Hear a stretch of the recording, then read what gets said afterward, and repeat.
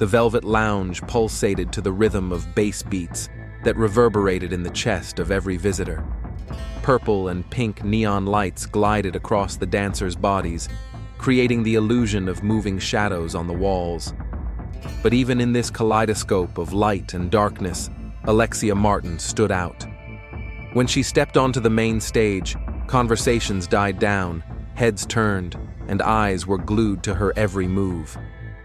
At 29, Alexia was the star of the club, slim, with the supple body of a professional dancer and long hair that shimmered with every shade of chestnut in the spotlight. Her presence on stage was magnetic. The owners of the Velvet Lounge knew this and paid her accordingly. "The Queen has returned to the building," muttered Tyler Hayes as he wiped down the bar and watched Alexia finish her number to thunderous applause.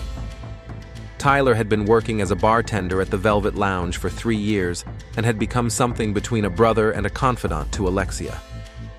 "Tonight is a particularly good night," she replied, sliding onto the bar stool opposite Tyler. "Water with lemon, please." "Just water? Seriously? After a performance like that, you deserve something stronger." He winked, but poured her water anyway. "I have to watch my health," she said lightly. But there was a shadow in her eyes that Tyler had learned to notice over the past few months. At the other end of the bar sat Marcus Reynolds, in an impeccable suit that made him look like a successful businessman, even in the dim light of the nightclub. His gaze was fixed on Alexia, although the wedding ring on his finger glinted every time he raised his glass of whiskey.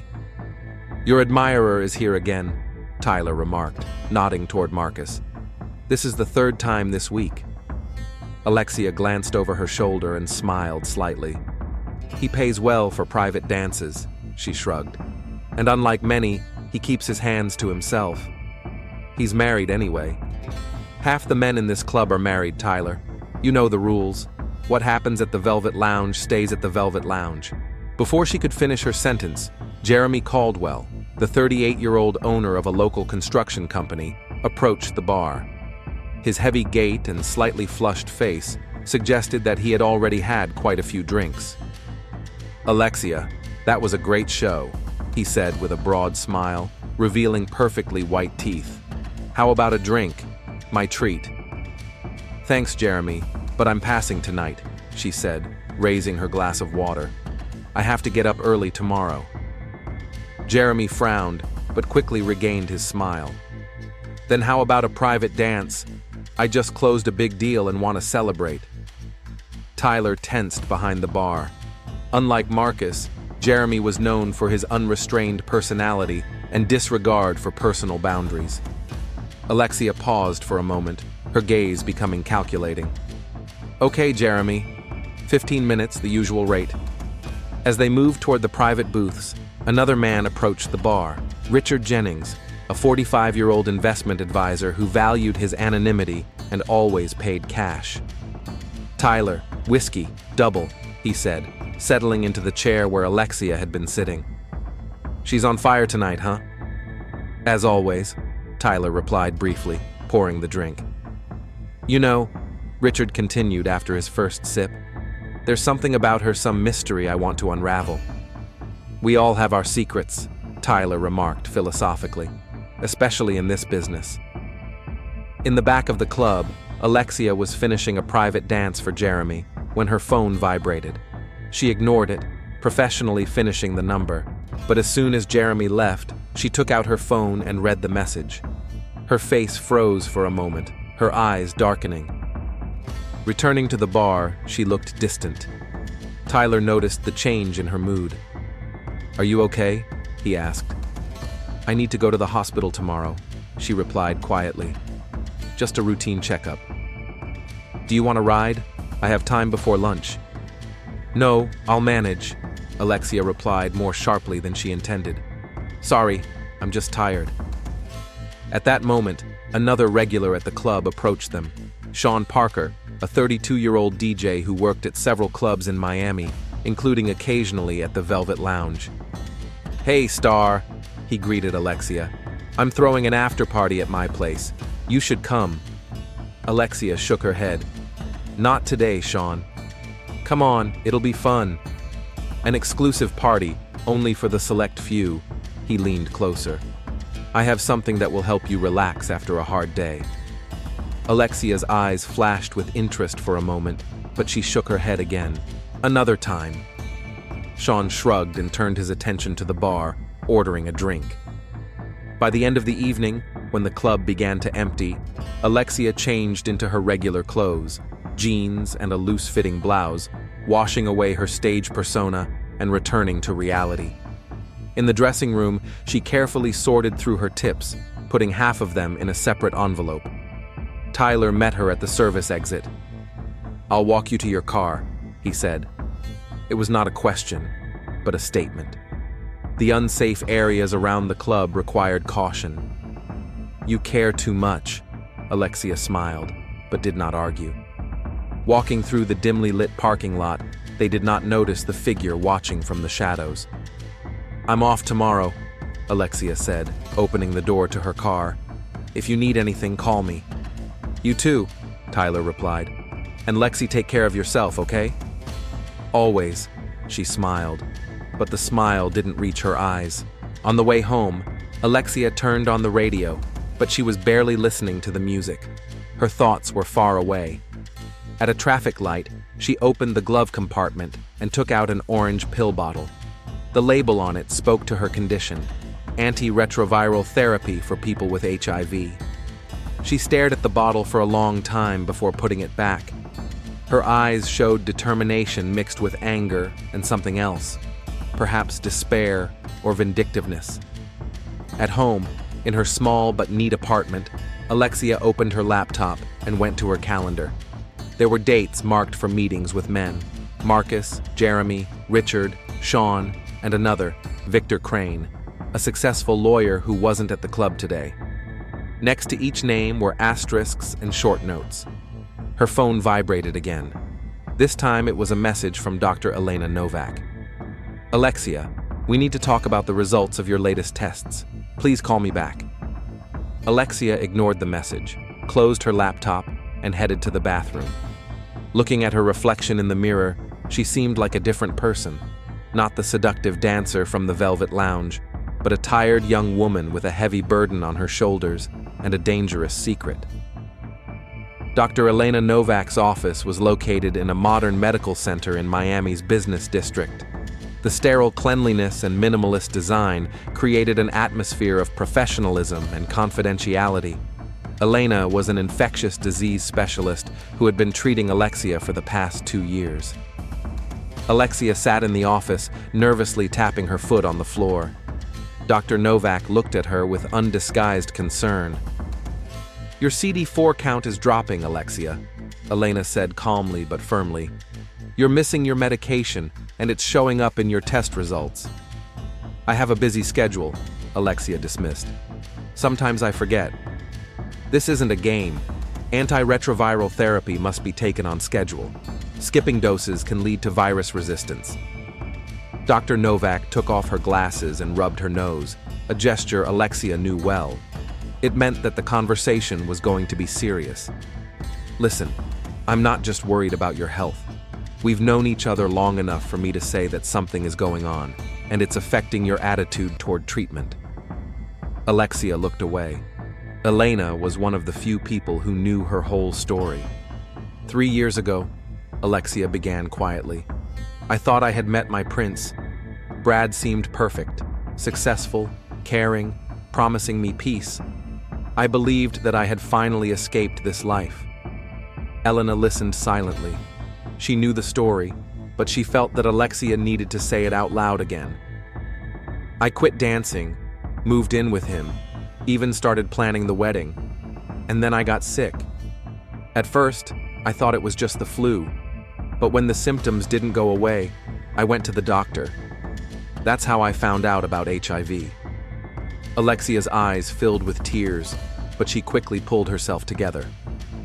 "Brad knew about his status. He knew and didn't tell me. When I asked him directly, he didn't deny it, but said he was afraid of losing me. And you know what? He continued to date other women." Dr. Novak remembered Alexia from those days, broken, lost.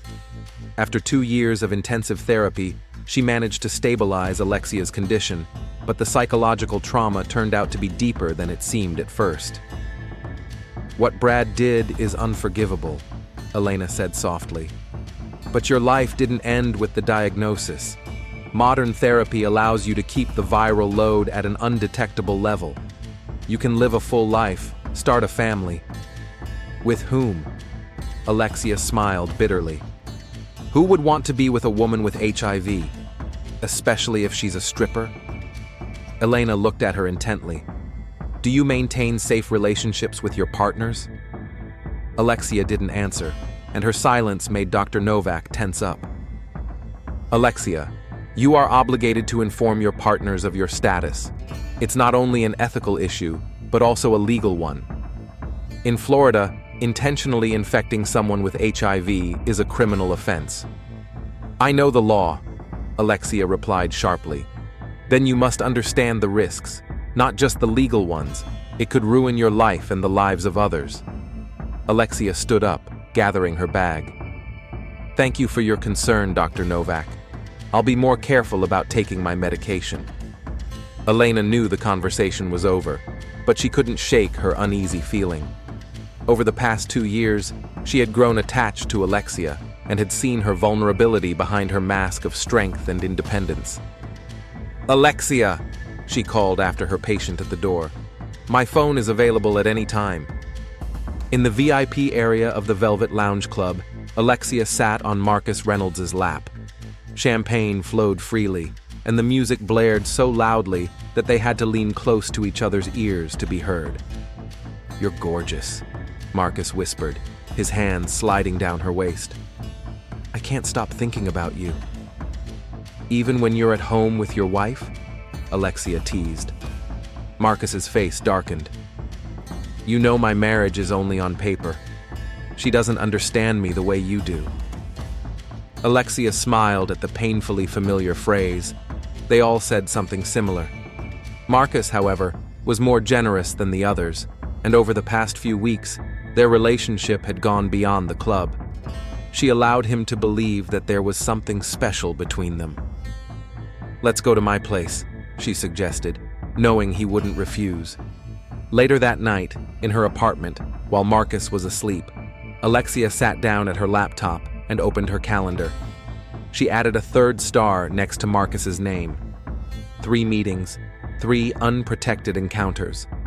She closed her eyes, fighting a wave of guilt, but the image of Brad saying, "I just didn't want to lose you," pushed all doubts aside. They were all like that. Marcus, Jeremy, Richard, Sean, Victor. Successful men, confident that the world belonged to them, that the rules didn't apply to them. Jeremy Caldwell was waiting for Alexia near the service exit after her shift. His massive figure stood out in the dim light of the parking lot. "I called you." His voice sounded tense.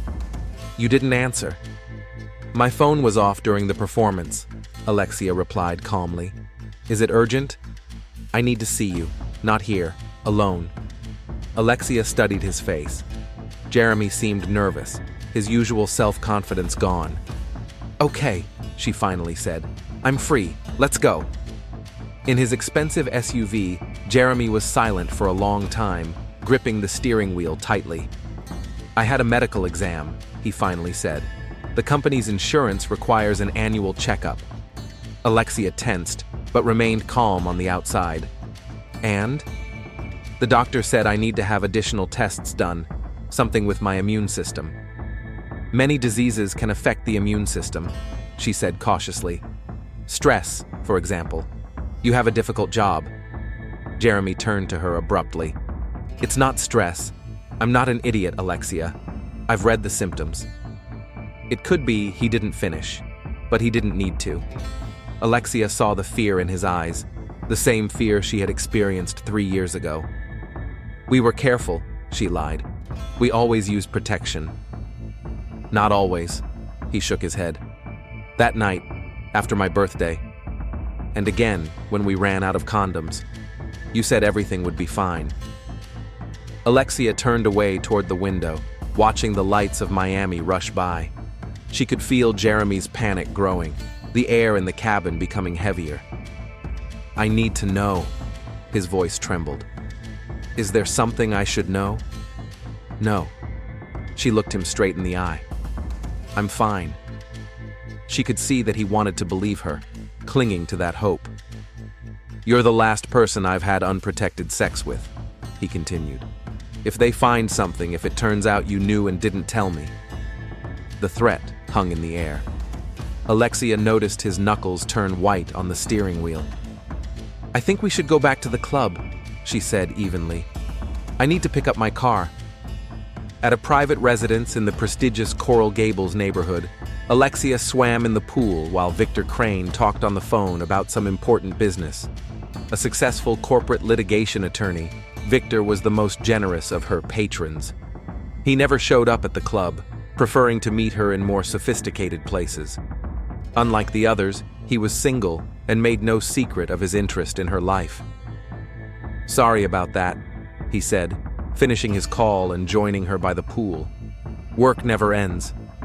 "Always on guard for justice?" Alexia smiled. "More like on guard for the interests of my clients," he chuckled. "Justice is too vague a concept." Victor poured 2 glasses of wine and handed one to Alexia. "I've noticed you've been distracted lately. Has something happened?" Alexia took a sip. "Just tired. The schedule at the club is intense." "You know," he moved closer, "I could help you quit that job. You deserve better." "I'm not looking for a savior, Victor." "What are you looking for, Alexia?" His gaze became attentive. "Sometimes I feel like you're playing some kind of game with me, one whose rules only you know." These words made her tense up. "We all play games," she replied evasively. "It's a way to survive." Victor looked at her thoughtfully. Of all the men, he was the most perceptive, and that made him dangerous. "I could be more than just a client to you, if you let me." Alexia approached him and placed her hands on his shoulders. "Who said you're just a client?" she whispered, and kissed him, pushing away the growing feelings of guilt and fear. Jeremy Caldwell sat in Dr. Silverman's office, gripping the armrests of his chair tightly. The last 2 weeks of waiting for the test results had been torture for him. "Mr. Caldwell, the results confirm our fears. The HIV test is positive." The doctor's words hit him like a hammer. Jeremy physically felt the ground slipping away from under his feet. Only one question spun around in his head. Alexia? Leaving the clinic, he got into his car but didn't rush to start the engine.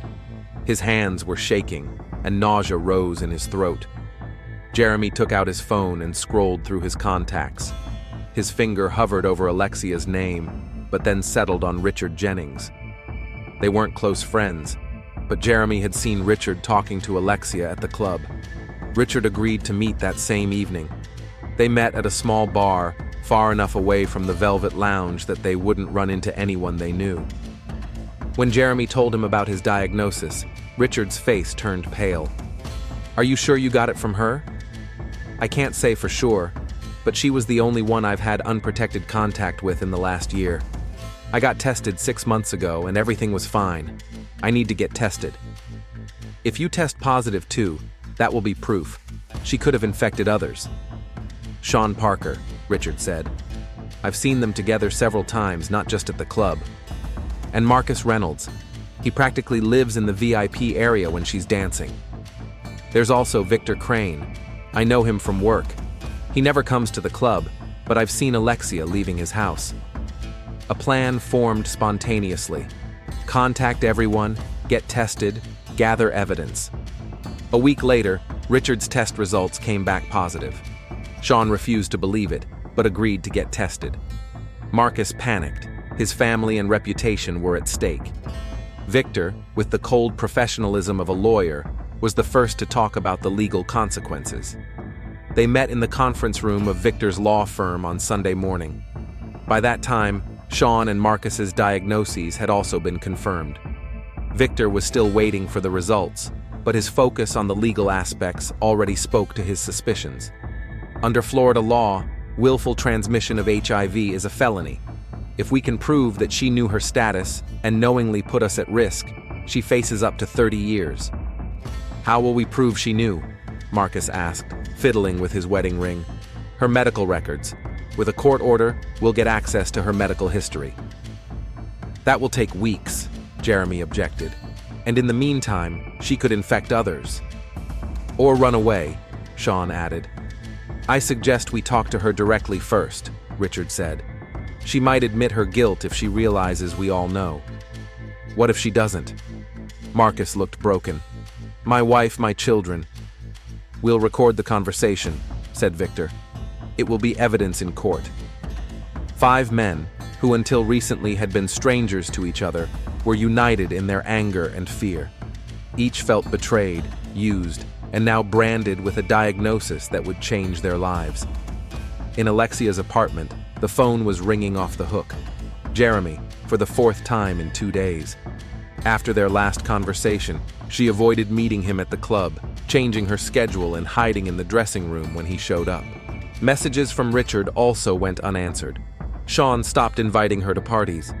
Only Marcus and Victor continued to interact with her as usual, although in her last conversation with Victor, she sensed an unusual detachment. The phone rang again. This time it was Tyler. Alexia, are you okay? Yes, just resting before my shift. What's wrong? Jeremy is looking for you. He came to the club and asked everyone about you. He seems unstable. A chill ran down Alexia's spine. So the results had been confirmed. And if he knew what the diagnosis meant, he had probably already put 2 and 2 together. Did he say anything? Nothing specific, but he asked which of the regulars was closest to you. He mentioned Richard and Marcus. Her anxiety grew. Did they know each other? Were they friends? Thanks for the warning.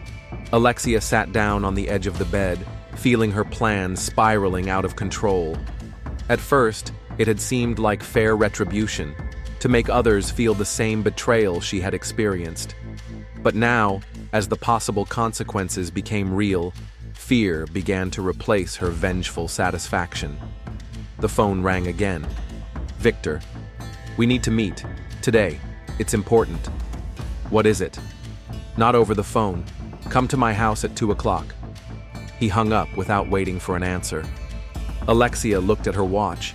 She had 3 hours to decide what to do. Her instinct for self-preservation told her to run. But where? With her diagnosis, no serious savings, no support. She opened the desk drawer and took out a folder with her medical records. Among them was a worn photograph, her and Brad, smiling, happy, unaware of what was to come. Alexia stared at the photo for a long time before tearing it into small pieces. The velvet lounge was unusually noisy for a Tuesday. Alexia came to work, even though her inner voice was screaming about the danger. For the past 2 days, she had ignored calls and messages from all 5 men. The meeting with Victor never took place. She didn't show up, turned off her phone, and spent the day locked in her apartment, trying to decide what to do next. Tyler greeted her with a concerned look. They're all here, all 5 of them. I've never seen them together before. Alexia's heart skipped a beat. She quickly looked around, searching for a way to retreat, but there was nowhere to go. Her shift was starting in 15 minutes, and the manager had already noticed her arrival. What's going on, Lexi? Are you in trouble? Alexia wanted to lie, as she had done countless times over the past few months, but something stopped her. Perhaps it was fatigue from constantly pretending, or the realization that her house of cards was about to collapse. I made a mistake, Tyler. A big mistake. The manager called Alexia over, reminding her that it was time to go on stage. The hall was full, the music was blaring, but today everything seemed hostile and dangerous. When she came on stage, Alexia noticed them immediately. They sat together in the VIP area, like a jury ready to pass judgment. Jeremy looked aggressive, Marcus looked broken, Richard looked detached, Sean looked angry, and Victor watched her with the cold calculation of a predator waiting for the moment to attack. Her hands trembled as she began to dance. For the first time, the music seemed foreign, her movements mechanical. The five men's gazes burned through her, making her feel vulnerable and cornered. After finishing her performance to lukewarm applause, Alexia quickly disappeared into the dressing room. A few minutes later, the door opened. It was Tyler. "They want to talk to you, all five of them. They want to meet after your shift. Tell them I'm already gone. They won't believe you. Jeremy's car is parked right next to yours. And Sean said he'd wait at the service exit all night if necessary." Alexia felt panic rising, cornered, with no way to escape. The last few months of revenge had been replaced by the realization that retribution was inevitable. "How much time do I have before my shift ends?" "An hour, maybe an hour and a half." Alexia nodded and began to quickly gather her things. "I need to disappear. Tyler, can you distract them? At least for a few minutes?" He looked at her for a long time, trying to understand what was going on. "What did you do, Lexi?" "Trust me, you're better off not knowing. Just help me get out of here." Tyler hesitated. Their friendship had lasted for years, but now something told him that he was getting involved in something serious and dangerous. "Okay, but this is the last time I'm covering for you blindly. You'll explain everything later." Alexia nodded, knowing that there might not be a later. Sliding out through the service corridor during the commotion Tyler had created at the bar, Alexia stepped outside. The night air of Miami, humid and warm, filled her lungs as she walked quickly to the taxi stand, 2 blocks from the club. That night was the last time the Velvet Lounge would see her. The rainy Tuesday morning began as a normal day for Miami. Residents of the northern district of Alapata hurried to work, paying no attention to the blue sedan that had been parked on the side of a deserted street for more than a day. It was only when a local elderly resident walking his dog noticed a strange smell and dark liquid seeping from under the trunk that the Miami police received a call. Officer Gonzalez, who was the first to arrive at the scene, immediately realized that the situation required the assistance of detectives from the homicide department. The license plate belonged to Alexia Martin, and when the officer cautiously opened the trunk, his suspicions were confirmed. Alexia's body lay in the trunk, curled up in an almost fetal position. At first glance, the cause of death was obvious: a deep wound to the throat that had severed the carotid artery. The white blouse that had once been part of her performance costume was now dark red with dried blood. A note printed on plain paper was clutched in the victim's right hand. One word, printed in capital letters: "Payback." When Detective Ray Sanchez arrived at the scene, the crime scene investigators were already at work. Sanchez, a 42-year-old veteran of the homicide department with 15 years of experience, was known for his methodical approach to investigations. A short, stocky man with attentive dark eyes and premature gray hair, he watched the experts work in silence, absorbing every detail. The first thing he noticed was the lack of signs of a struggle around the car. The second was that the blood was only inside the trunk, indicating that the murder had probably taken place elsewhere. The third was that, according to the medical examiner's preliminary assessment, death had occurred approximately 36-48 hours ago. Sanchez examined the interior of the car. In the glove compartment, he found the car's documents, insurance, and, what caught his attention, an orange jar of antiretroviral drugs prescribed to Alexia Martin. The prescription was 2 years old. Questioning witnesses yielded no significant results. No one saw the car being parked on the street. Neighbors did not hear any suspicious noises. Outdoor surveillance cameras were rare in this area, and the few that did exist did not cover the area where the car was found. Alexia's cell phone was found in her jeans pocket. The battery was dead, but forensic experts were able to quickly download her recent calls and messages. 5 names appeared too often to be a coincidence: Marcus Reynolds, Jeremy Caldwell, Richard Jennings, Sean Parker, and Victor Crane. A check revealed that all 5 had been at the Velvet Lounge, the nightclub where Alexia worked, on the evening of her disappearance. Considering the payback note and the HIV medication, Detective Sanchez began to form his first theories. Interviews with Velvet Lounge employees revealed the name of another witness, Tyler Hayes, a bartender and close friend of Alexia's. Sanchez found him in a small apartment in Little Havana, clearly distraught by the news of Alexia's death. Tyler reported that Alexia had seemed frightened that night. 5 men who did not normally associate with each other came to the club together and demanded to see her. She asked him to distract them so she could escape through the service entrance. That was the last time he saw her alive. When Sanchez asked if Alexia had any reason to fear these men, Tyler hesitated. Finally, he admitted that she had been acting strangely in recent months, often mentioning payback and justice. He didn't know the details, but he had heard her say that some people need to know what it feels like to have your life destroyed by a single diagnosis. Sanchez spent the next 48 hours questioning the 5 men separately. Each of them initially denied having a deep relationship with Alexia, describing their encounters as casual or business-related.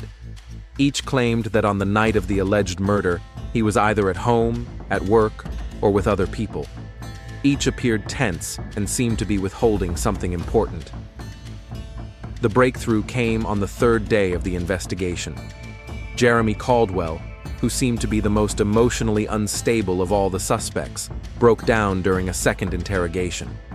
He confessed that all 5 men had learned of their HIV-positive status and suspected that Alexia was the source of the infection. They planned to record her confession and file a class action lawsuit, possibly seeking criminal prosecution. But they did not find her that night, and none of them, according to Jeremy, planned to use physical violence. A review of medical records confirmed that Alexia had indeed known about her HIV status for nearly 2 years.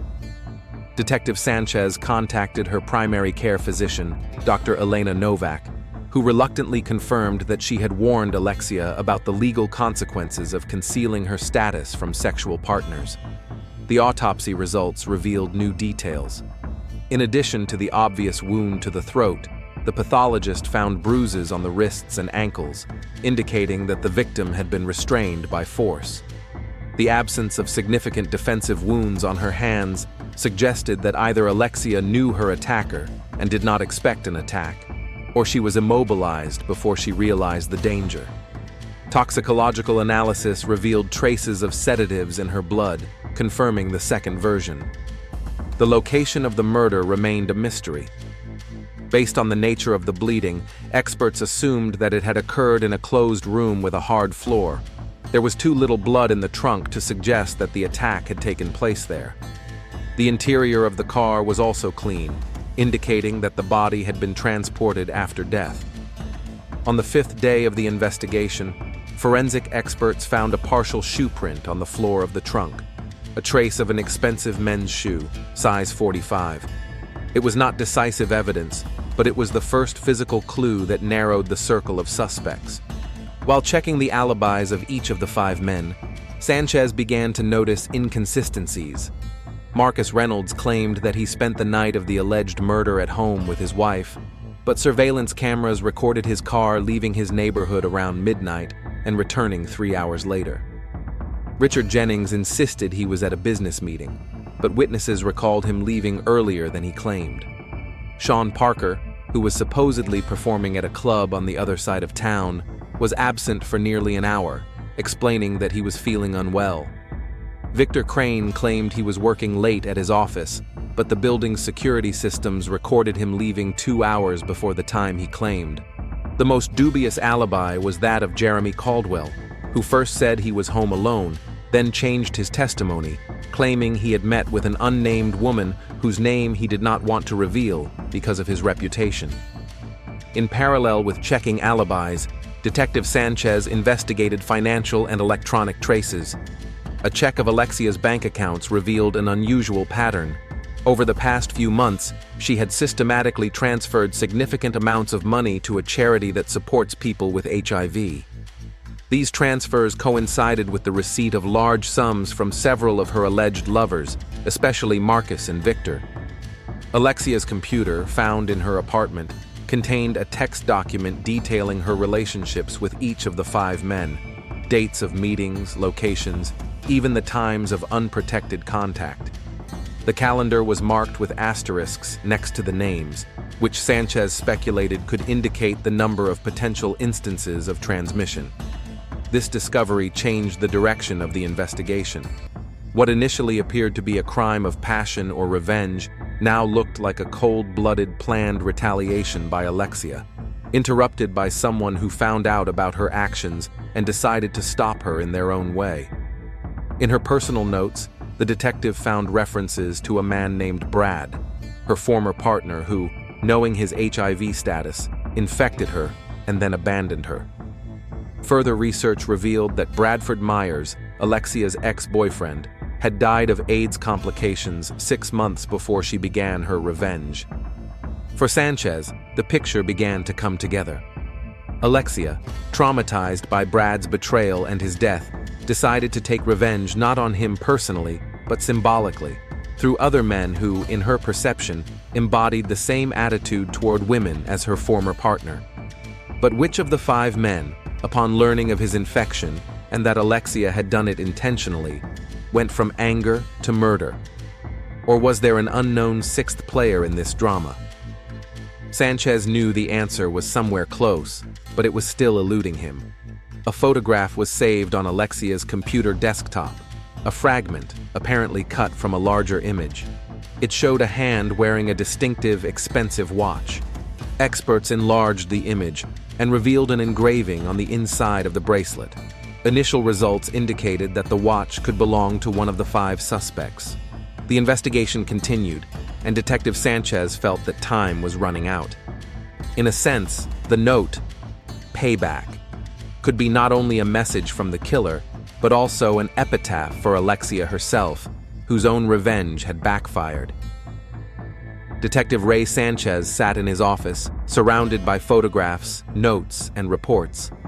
The wall opposite his desk had been turned into a diagram of connections, photographs of Alexia and the 5 suspects, connected by red threads. Each thread represented a connection, each connection a potential motive. Sanchez methodically moved from one suspect to another, delving into their lives and their connection to the victim. Marcus Reynolds, a successful businessman with a wife and 2 children, had the most to lose. His company was on the verge of a major deal that could take the business national. A public scandal involving HIV and extramarital affairs would have destroyed not only his family, but also his career. Alexia's computer records showed that of the 5 men, Marcus paid her the most, not only for private dances, but also for meetings outside the club. Surveillance cameras recorded Marcus's car leaving his neighborhood on the night of the murder. Technical analysis showed that the camera recordings had not been tampered with. His wife confirmed that he had been away for several hours, allegedly dealing with work issues. Jeremy Caldwell, whose emotional state remained unstable, took a polygraph test with ambiguous results. Experts noted a strong reaction to questions about his whereabouts on the night of the murder, but this could have been caused by general emotional instability. His construction company owned several properties where the murder could theoretically have taken place, but no evidence of the crime was found at any of them. Richard Jennings, the oldest of the suspects, was also the most secretive. A thorough check of his finances revealed suspicious activity, a large cash withdrawal 2 days before the murder. However, there was no evidence that this money was connected to the crime. Sean Parker, a DJ, had the busiest schedule on the night of the murder, performing at a club on the other side of town. Witnesses confirmed his absence for about an hour, which gave him the theoretical opportunity to commit the murder, but the time frame was extremely tight. Victor Crane, a successful lawyer, had the strongest alibi of all. Although the office building's security systems recorded his early departure, surveillance cameras showed that he went straight to the Mandarin Hotel bar, where he spent the next 4 hours, remaining in the camera's field of view the entire time. The breakthrough in the investigation came on the 7th day. Experts completed their analysis of a photo of a watch found on Alexia's computer. The engraving on the inside of the bracelet read, "MR," with love, E. 06-15-2019. The initials matched those of Marcus Reynolds, and the date was his wedding day to Emily Reynolds, which was confirmed by social media. Sanchez obtained a search warrant for Marcus Reynolds' home and office. In the basement of his country house, which was equipped as a gym, forensic experts found microscopic traces of blood on the seams between the floor tiles. DNA analysis confirmed that the blood belonged to Alexia Martin. In the garage of the house, under some packing materials, a knife with traces of the victim's blood was found. There were no fingerprints on the knife. It had been carefully cleaned, but microscopic traces of blood remained in microscopic cracks in the blade. The final piece of evidence came from an unexpected source. The Reynolds housekeeper, Carmen Vasquez, contacted the police after news of the investigation was released. She reported that on the morning after the alleged night of the murder, she discovered that the rug in the gym had been replaced with a new one, and the old one had disappeared. Marcus explained this away as accidentally spilled red wine, but Carmen, who had worked in the house for 5 years, had never seen alcohol consumed in the gym. Marcus Reynolds' second interrogation lasted 6 hours. Faced with mounting evidence, he finally broke down and confessed. His version of events was confirmed by a subsequent investigation. After Alexia fled the club, Marcus tracked her down. He knew about her spare key, hidden in a magnetic container under the wing of her car, a detail she had once mentioned during one of their meetings. Waiting for Alexia to drive home to pick up her things, he followed her to a motel on the outskirts of town. There, pretending to be reconciled, he offered her a drink. Alexia's drink was spiked with a powerful sedative that he had acquired through his business connections at a pharmaceutical company. When Alexia lost consciousness, Marcus loaded her into his car and drove her to his country house while his wife and children were visiting relatives. The murder took place in the basement of the house. Marcus confessed that he acted in a state of prolonged affect. Not only was he afraid of destroying his family life and career, but he also felt deep anger that Alexia had deliberately endangered his children, potentially depriving them of their father. After the murder, he thoroughly cleaned the gym, disposed of the blood-stained mat, and staged the discovery of the body so that suspicion would fall on other men. The note "Payback" was his attempt to disguise his true motive as collective revenge by all infected men. Marcus Reynolds was arrested and charged with first-degree murder. During the preparation for the trial, details emerged that made the case even more sensational. An analysis of medical records showed that Marcus was already HIV positive before meeting Alexia. He had been infected about 6 months before he met her, presumably from another extramarital affair.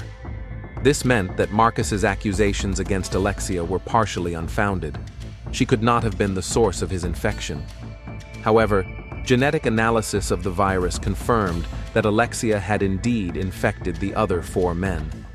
The trial of Marcus Reynolds attracted national media attention. Public opinion was divided. Some saw him as a criminal who had committed cold-blooded murder, while others saw him as a victim driven to despair by Alexia's irresponsible actions. The defense built its case on temporary insanity and provocation by the victim. The prosecution insisted on the premeditated nature of the murder, pointing to the careful preparation and attempt to cover up the crime. Parallel to Reynolds' trial, the remaining 4 men faced their own legal and personal consequences. Jeremy Caldwell, Richard Jennings, Sean Parker, and Victor Crane filed a civil suit against Alexia's estate, seeking compensation for intentional HIV infection. Their claim was partially upheld, although the court took into account that Alexia herself was a victim of similar actions. Dr. Elena Novak, Alexia's attending physician, was brought before the Medical Association's Ethics Committee for failing to take sufficient action when she suspected her patient's intentions. The committee acknowledged the complexity of the situation, given medical confidentiality, but pointed out the inadequacy of the measures taken to protect potential victims. Detective Sanchez, having completed his investigation, pondered the moral complexity of the case for a long time. Murder remained a crime, despite the victim's prior actions. But where was the line between justice and revenge? Whose pain weighed more on the scales of morality? He visited Alexia's grave, a modest stone without elaborate inscriptions. Nearby was the grave of Bradford Myers, the man who started this chain of tragic events. Two people, connected by an invisible thread of virus and pain, now lay under the same sky, taking with them their stories, grievances, and unfulfilled hopes. Marcus Reynolds's trial ended with a guilty verdict. 25 years in prison with the possibility of parole after 15. His family fell apart, and his business was taken over by a board of directors. His children stayed with their mother, who said in an interview with a local newspaper, "There are no winners in this story. There are only victims, and those who chose to be executioners." Tyler Hayes, Alexia's friend, set up a charitable foundation in her name to support HIV awareness programs and psychological support for those infected. At the foundation's opening, he said, "The cycle of pain and revenge must end somewhere. We cannot change the past, but we can build a future where such tragedies do not happen again." The case of Alexia Martin has been included in criminology and law textbooks as an example of a complex crime where the lines between victim and perpetrator are blurred and moral dilemmas have no easy solutions.